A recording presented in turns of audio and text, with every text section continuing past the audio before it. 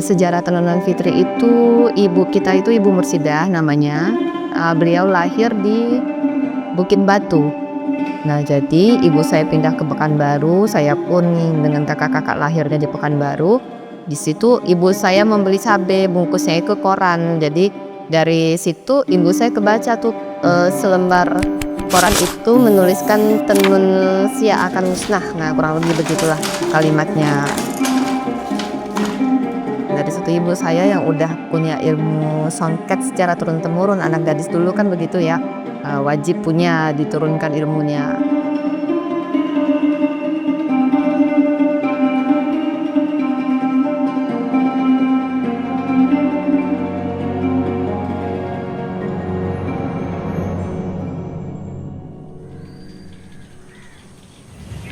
Kain tenun songket bukan sekedar lembaran kain biasa, melainkan warisan budaya yang memiliki makna dan nilai sejarah.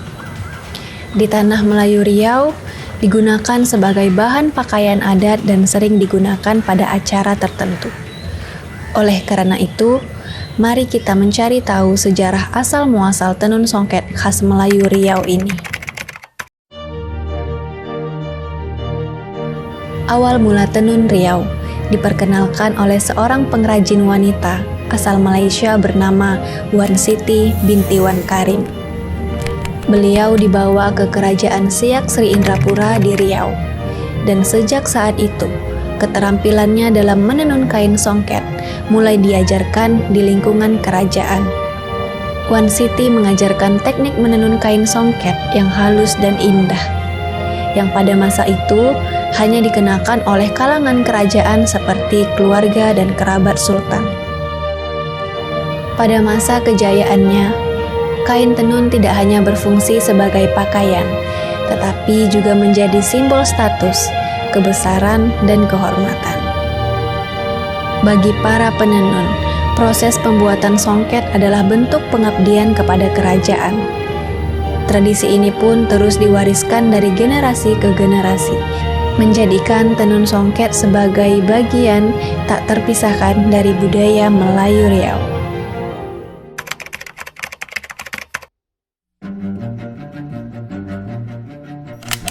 Salah satu sosok inspiratif yang berhasil melestarikan dan membangkitkan kembali eksistensi tenun khas Melayu Riau adalah Ibu Wan Fitri. Beliau merupakan penerus keahlian menenun dari leluhur dan telah banyak berjasa dalam menjaga keberlangsungan warisan budaya ini di tengah arus modernisasi. Sejarah Tenunan Fitri itu, ibu kita itu Ibu Mursidah namanya, beliau lahir di Bukit Batu. Bukit Batu, ayah saya orang Bengkalis. Bukit Batu itu daerahnya dekat-dekat kerajaan Siak juga ya. Jadi kerajaan Siak itulah asal muasal kain songket di Riau ini, untuk di Riau gitu. Nah, jadi ibu saya pindah ke Pekanbaru, saya pun dengan kakak-kakak lahirnya di Pekanbaru. Ibu saya membeli cabe, bungkusnya itu koran. Jadi dari situ ibu saya kebaca tuh, selembar koran itu menuliskan "Tenun Sia akan musnah". Nah, kurang lebih begitulah kalimatnya. Dari situ ibu saya yang udah punya ilmu songket secara turun-temurun, anak gadis dulu kan begitu ya, wajib punya, diturunkan ilmunya. Kenapa enggak dimulai aja di Pekanbaru gitu, dimulai lagi di sini. Mulailah membuka usaha tenun kita di tahun 69 dan mulai dikasih label tahun 93. Seperti niat ibu kita dari awalnya ingin melestarikan tadinya gitu, dan alhamdulillah kita juga bisa membantu perekonomian orang-orang sekitar gitu, ataupun yang jauh yang ingin bergabung. Kita bisa menambah lapangan pekerjaan gitu, dan membantu ekonomi tentunya. Proses tenun itu dimulai dari pencelupan benang. Benang itu kan tentunya ada warnanya, mulai dari pewarnaan benang, terus menggulung benang dari gulungan kecil, itu namanya bombin. Nah, bombin itu nanti dipindahkan ke gulungan yang lebih besar lagi, itu namanya ada proses pengebuman gitu. Nah, dari alat gulungan yang besar kita pindahkan ke alat tenun. Alat tenun nanti ada namanya penyucukan, di mana dia rapat seperti sisir,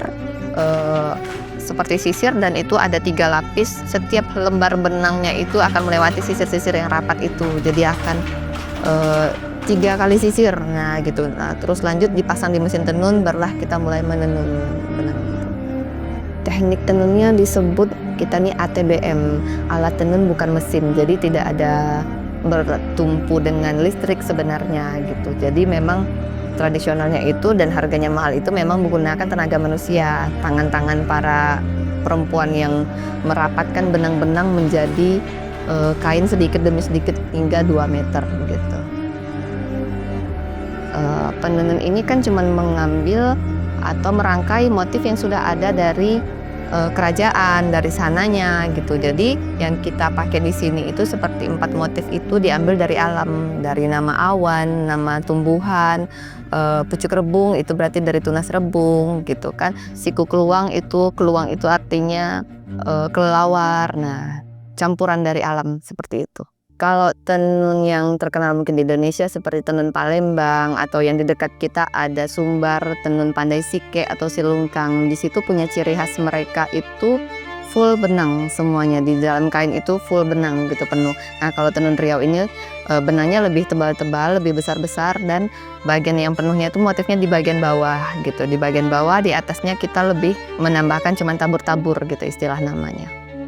Konsumen bebas milih warna apa aja, tapi kita sarankan kalau untuk warna kuning dipakai full itu karena udah ada aturan adatnya. Nah itu kita pasti omongin sama tamu, nggak bisa sembarangan nih walaupun cuma mau beli tanjak kuning doang gitu kan. Tapi kalau untuk selera konsumen, mereka lebih memilih warna yang mewah. Kalau untuk orang Riau itu pasti yang kesannya mewah itu warna-warna yang dasarnya gelap. Jadi dasar kain yang gelap, mau dongker, marun, hitam atau hijau gitu. Jadi untuk selera konsumen di sini lebih ke warna yang gelap-gelap, karena gelap itu menimbulkan kesan mewah. Di dasar yang gelap dengan menggunakan kombinasi benang emas ataupun benang silver, itu kain pasti akan terlihat lebih mewah gitu daripada warna-warna yang terlalu lembut gitu. Karena warna yang lembut itu dia lebih menimbulkan kesan manis seperti itu.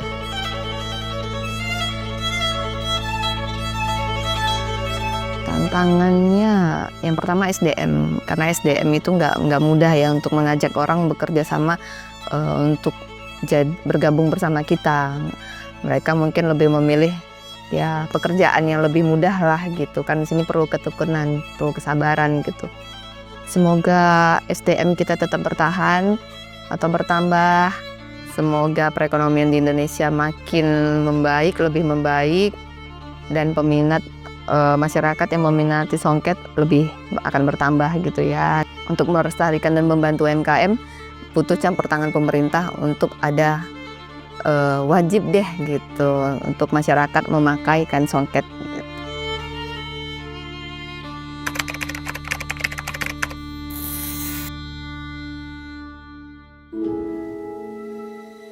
Tenun Melayu Riau bukan hanya sekedar benang dan motif biasa saja, tetapi tentang manusia, sejarah, dan nilai yang melekat dalam kehidupan sosial masyarakatnya. Ia mengajarkan kita untuk menghargai proses, merawat warisan, dan melihat keindahan yang ada di dalamnya. Di tengah arus modernisasi yang cepat, tenun Melayu Riau hadir sebagai pengingat warisan yang tak boleh dilupakan. Kini, tanggung jawab menjaga warisan budaya bukan hanya ada di pundak para penenun atau penerus, tetapi juga ada pada kita semua. Dengan mengenali, mencintai, dan menggunakan produk warisan kita turut menjaga denyut budaya yang harus kita jaga. Sebab warisan sejati adalah yang terus diberi ruang untuk tumbuh dan dihargai sepanjang zaman.